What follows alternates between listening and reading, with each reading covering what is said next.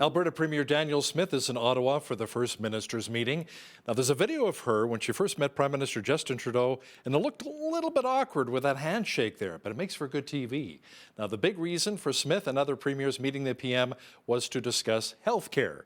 Now, to talk about this in more detail is our legislative reporter and the Alberta correspondent with the National Post, Tyler Dawson, who joins us once again from Edmonton. Tyler, it may have been a little bit awkward between the PM and Premier Smith, but you got her message across in a hurry. But she didn't, however, discuss healthcare right away, but instead talked more about the federal government's Just Transition Plan. Yeah, so a lot of Danielle Smith news in the past day or so from that First Minister's conference, as you mentioned. There was a handshake in which she sort of stuck her hand out and then seemed to change her mind, but Trudeau kind of lunged for it and grabbed it before she could pull it away. It was a very strange television moment. But perhaps is hinting at some of the awkwardness between her and the Prime Minister, which I think is probably safe to say exists. She did talk just transition. Of course, this goes back, a month or so now when Jonathan Wilkinson, the Natural Resources Minister, announced the details of a just transition would be coming. This is, of course, the Liberal plan to retrain and transition people from oil and gas jobs to whatever else, clean energy jobs, janitorial jobs, a variety of possibilities there. And that caused quite a bit of consternation in Alberta political circles. In fact, you had this amazing moment of bipartisan unity when Rachel Notley also said that this plan needs to be scrapped and they need to go back to the drawing board. So Smith had been quite bullish in the beginning, but then maybe last week or the week before, had a more conciliatory letter saying she wanted to talk with Trudeau about this. And they did apparently have that discussion, and there are apparently some areas of agreement. LNG and hydrogen, for example, being two of those. So she talked about that.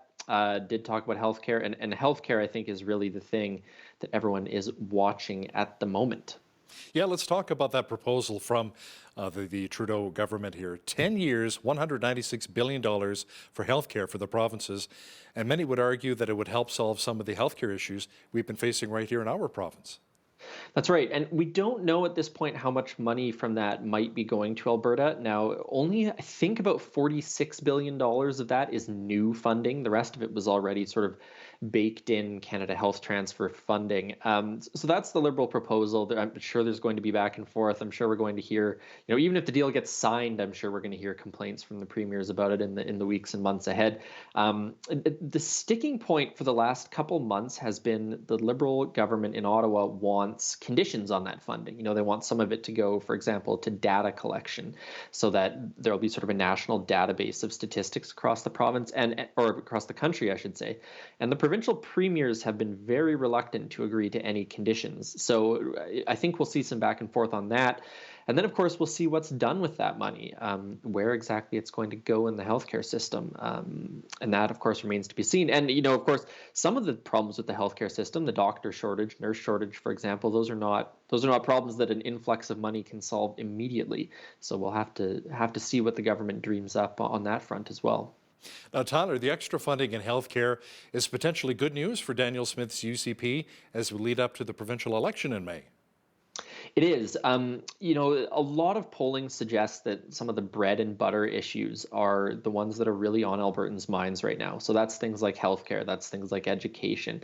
And so if they can, they should, in theory, by the time the election rolls around in May, be able to point to this as a bit of a win. So, we negotiated this alongside the other premiers and it'll do X, Y, Z for the for the province. And they do have this sort of panel going on right now where they're studying AHS reform and things like that. So healthcare, I think, is going to be a big one. And the question, of course, for both parties and for Albertans is whether or not the United Conservatives or the NDP can be, sort of most trusted, I suppose, to pull that off.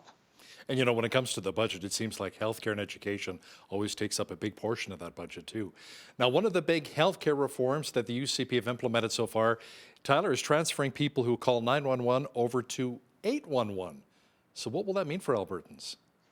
Right. So the idea is basically, you call 911 with some issue, and the 911 caller says, "Look, we don't think this is an emergency that we're going to send an ambulance for. We'll transfer to 811 to talk to a nurse. They will then tell you what to do next." And so that's already apparently diverted, I think, about 1,000 ambulance calls across the province. The idea being basically there's a finite number of ambulances. People are riding in ambulances who could be taking a cab or an Uber or having their friend drive them. And so if you can free up those ambulances for more severe cases, that might help the medical system. Of course, there has been some controversy about this. It was only a matter of time before someone got, transferred inappropriately, or that people felt they were transferred inappropriately, and that is in fact what has happened. There have been some complaints from people who say that they should have got an ambulance but were instead sent to 811. The province is sort of standing by this, saying that they've reviewed those calls and that nothing inappropriate happened. Copping's office, the health minister's office, says that this should free up about 40,000 ambulance rides across the province over the course of the year. So I do expect we will continue to hear some controversy about that, but it is maybe a sign that one of these proposals is having some impact. What are you hearing from the legislature when it comes to the potential of decentralizing EMS dispatch?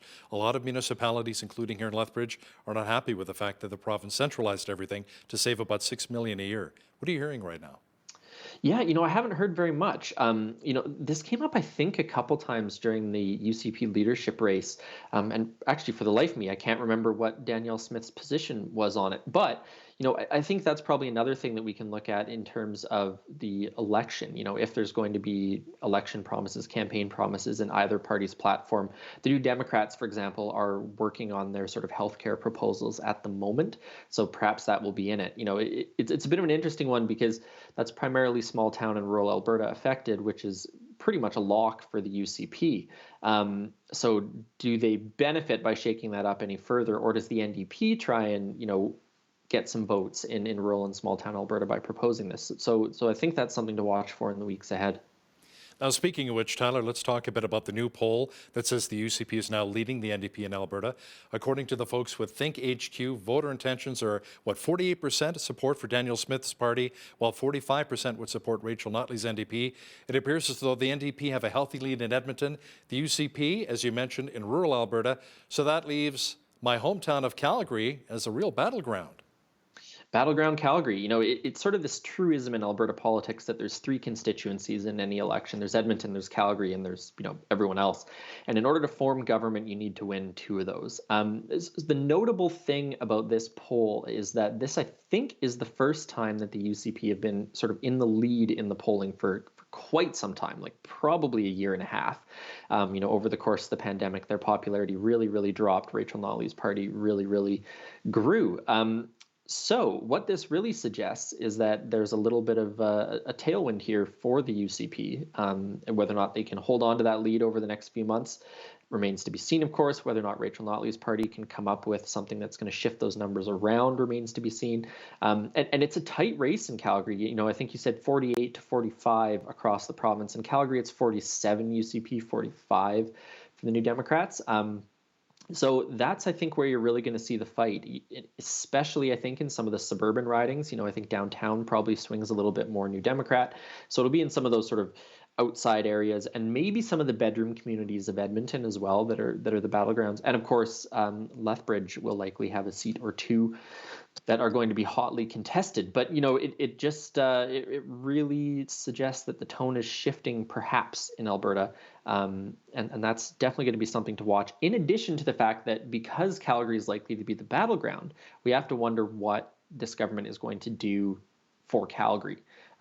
Is it going to really push hard on an arena deal? Is this going to be rail travel to Banff from Calgary? Some of those things that might really energize Calgary voters. And what's interesting about Lethbridge that you brought up too is the fact that it seems like it's really split down the middle. You've got Shannon Phillips, the Alberta NDP MLA, Lethbridge West, who has her support, and then Lethbridge East, we have Deputy Premier and Infrastructure Minister Nathan Neudorf as well, so a lot of support from both parties, so it should be quite interesting. Now, Tyler, you also, speaking of Lethbridge, you probably heard about the cancellation of Francis Witoson's speech at the University of Lethbridge. Now, the province is demanding, since that happened and all of the protesters that came out, the province is demanding that the U of L is going to provide a free speech report card. Actually, not just the U of L, but all universities. Tell me more about that. Yeah, so back in 2019, the provincial government had all universities and colleges in the province adhere to the Chicago principles, which are, sort of free expression principles for universities, and they had to come up with, free expression statements and that sort of thing. So that exists already. What has changed in the past week or so is this report card thing, as you mentioned. Details are pretty slim on it at this point, I would say, but generally that's going to be the universities are going to have to report back on free speech issues that have come up on campus, how they've addressed them, that sort of thing. No information yet on what penalties, for example, might look like, but certainly this government sees some advantage here in tackling free speech on campus issues. So I think that's something we'll see a little bit more on, especially as we go into the election campaign.